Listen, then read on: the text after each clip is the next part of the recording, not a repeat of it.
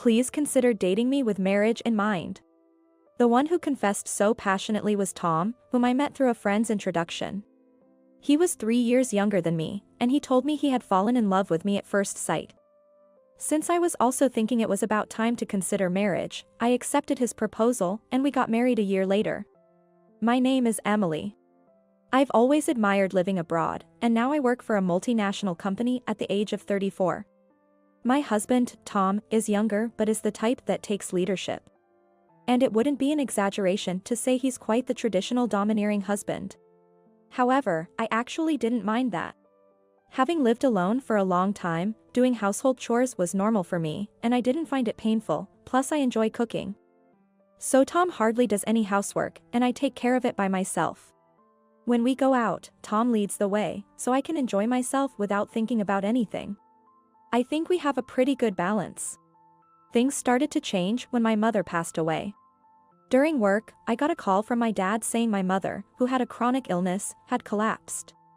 I had hurried out and arrived at the hospital in about 2 hours to say my final goodbye to her.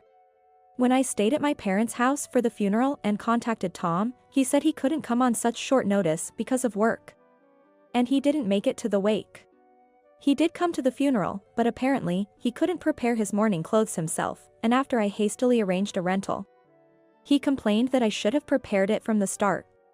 Amidst my grief and busyness, I brushed off his complaints, but it seemed Tom didn't like that and was in a bad mood the whole time. Since then, it feels like we've had more arguments even after coming home.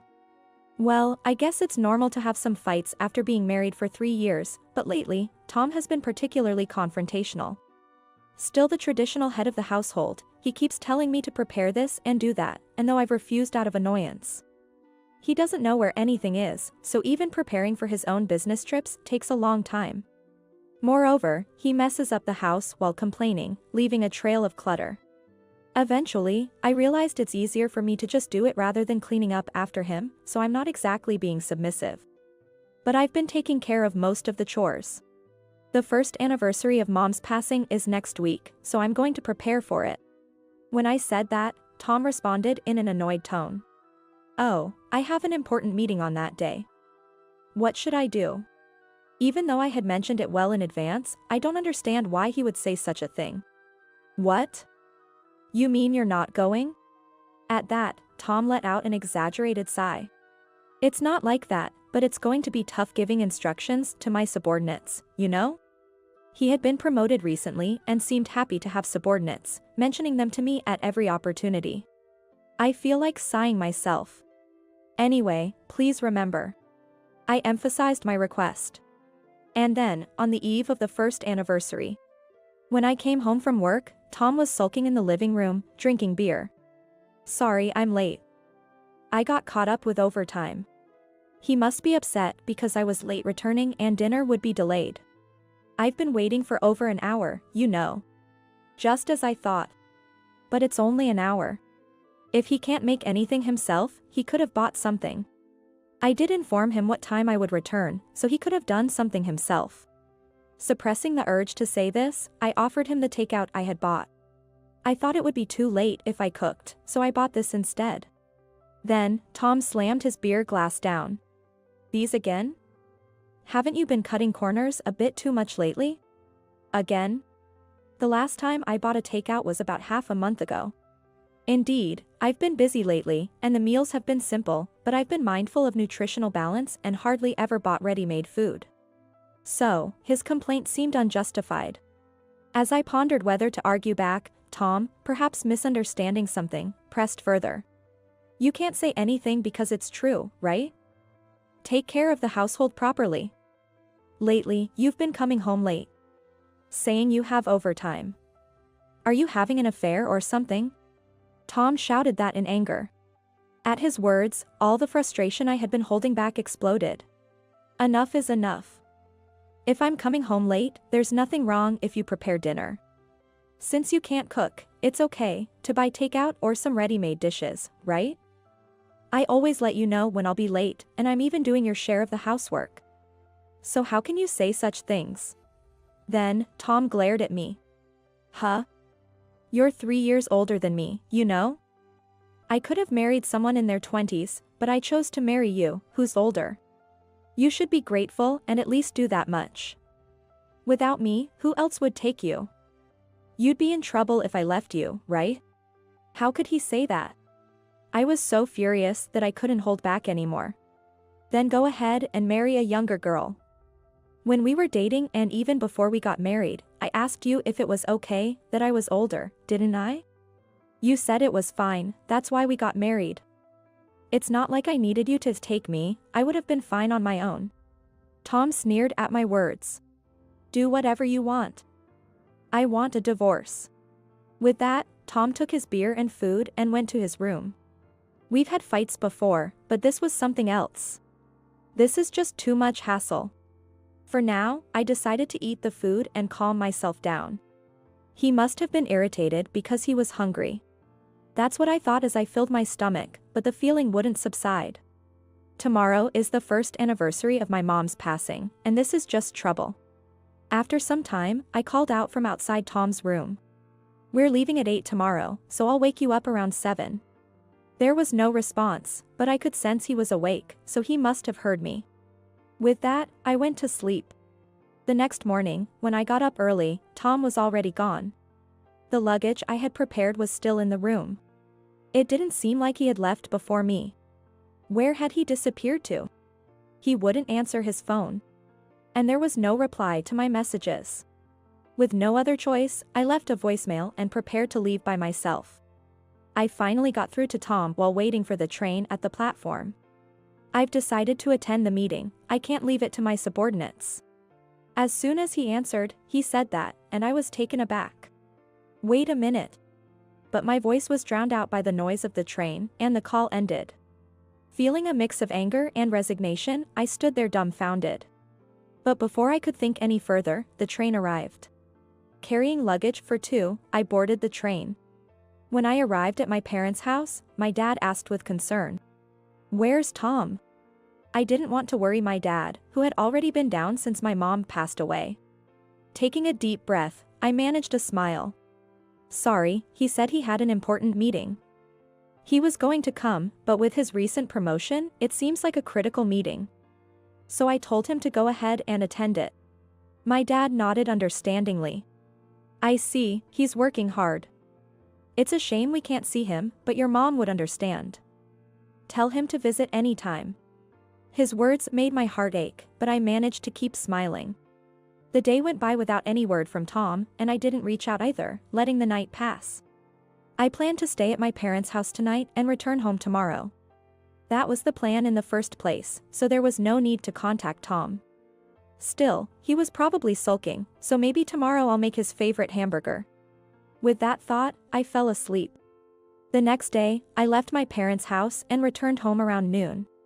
I decided to go shopping after setting down my luggage, and entered the living room to place my things.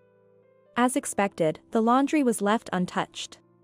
Sighing at the thought that he still couldn't use the washing machine, I threw the neglected laundry in with mine and started a load. Taking a moment to breathe, I returned to the living room and noticed something on the table. Approaching it, I couldn't believe my eyes. There was a note that mentioned divorce. Why? I stared intently at the note. Is he saying we should get a divorce? I pulled out my phone from my bag. It should be his lunch break around this time. I wasn't sure if Tom would answer, but to my surprise, he picked up immediately. Tom? What does this mean? He laughed on the other end of the line. What do you mean? It's exactly what it says. Who needs a wife who doesn't do housework and is older, right? That's why I said divorce. Without you, I can remarry someone younger. After all, a wife is a status symbol, right? With you being older, I can't even boast about you to others. When my subordinates ask about my wife, it's hard to dodge the question. I was speechless at his reasoning. I had no words to return. If you don't want a divorce, then do your housework properly. I'll be home as usual today, so buy some beer. If you don't like it, take that paper to the city court. It's all the same to me. With that, the call ended. I couldn't utter a single word of protest before the call ended. This must be what being at a loss for words feels like. Tom probably thought I would comply if he said that. I was just tired of asking and pleading for him to do things. But Tom must have thought I was doing the housework because I didn't want to be separated from him or abandoned. He must have thought I wouldn't stand up to him because he was the head of the household. Sometimes people envy me for having a younger husband, but really, there's nothing noteworthy about him, so saying he's younger is just convenient. He's average in looks, personality, and income, with nothing distinctive about him, so mentioning he's younger was a handy descriptor. I was concerned about our age difference when we got married, but now we're both in our 30s, and the age gap is just 3 years. If he were significantly younger, I might feel more affectionate. But being constantly referred to as the older wife by someone nearly my age is unpleasant. I decided to pack up and leave promptly. I felt a sense of relief. I thought we were having a fairly good life, but that's over now. I can live without Tom. With that realization, I felt incredibly liberated and called my boss to take a few days off. Fortunately, it was just after the busy period, so I was allowed to take about a week off. Since I'm getting divorced, I'll have to sort out my belongings. I didn't have much stuff, so packing was quick. I stored large items in a rental room, loaded my car with clothes and essentials, and on a whim, drove to a hot spring resort. It seemed to be the off-season for inns, so I easily booked a room at a low price and drove there excitedly. While enjoying the hot springs and relaxing in my room, my phone rang. Emily. Didn't I tell you to buy beer today? Where are you? It's time that Tom gets home. Hearing his words, I suddenly remembered and couldn't help but laugh. I'm at a hot spring right now. What? A hot spring? Why? What do you mean? Well, you're the one who said it's divorce if I don't like it, right, Tom? Imagining my ex-husband's flustered state made me laugh even more. Wait, you took that seriously? Yes, of course. Why? Because you're the one who said we should get a divorce, Tom. Have you already forgotten what happened a few hours ago? Then I heard a clearly flustered voice. Hey, you're joking, right? You're just at a spa or something, right? Then I'll go get some takeout, so come back home early. His sudden change in tone, acting like a kind husband, made me unable to stop laughing. It's about an hour and a half by car. There's an open-air bath, and it's really nice. You going out to buy your own meal? What a surprise. I've moved out all my stuff so I won't have to come back, so do as you please with your life. Tom was desperately pleading for me to come back. But, of course, I had no intention of returning. You're the one who said we should get divorced, are you stupid? It's so obvious you were trying to use divorce as a threat to make me comply. I told you, I can live without you. Now you can divorce the old wife and go marry a younger one, if you can manage that. Tom fell completely silent. I think it's none of my business, but you should really consider moving out of that apartment soon. It was then that Tom finally spoke. Why? His voice was almost a whisper. Because, think about your income. If you keep living there, you'll go bankrupt soon. From now on, you'll have to outsource cleaning, laundry, and cooking, or eat out, right? That will cost money, and if most of your salary goes to rent, won't you be in trouble? You used to say you were supporting me, but my salary is almost double yours. I never thought I was supporting you, but if anything, I was the one supporting. Also, you act all bossy because you got one subordinate, but did you know I have more subordinates? And even more under them? I didn't talk much about work because Tom would get in a bad mood, but in terms of position and salary, I was higher. Living together, you'd think he would have noticed, but it seemed like he was only just realizing it. With his high pride and patriarchal attitude, Tom might have been maintaining his self-esteem by looking down on me. Now that he can't look down on me anymore, he must be feeling down. In a way, I shredded his pride as a payback for everything. The reason I did the housework and didn't say anything against your patriarchal attitude was partly because I was being lenient since you're younger, and also because it was too much trouble to ask you to do anything because you're so hopeless at housework. It's not because I couldn't manage without you. I was just taking care of your chores along with mine. So, naturally, when you said it's divorce if I don't do them, I chose divorce. That's why we're strangers now. Goodbye. Having said all I wanted, I hung up.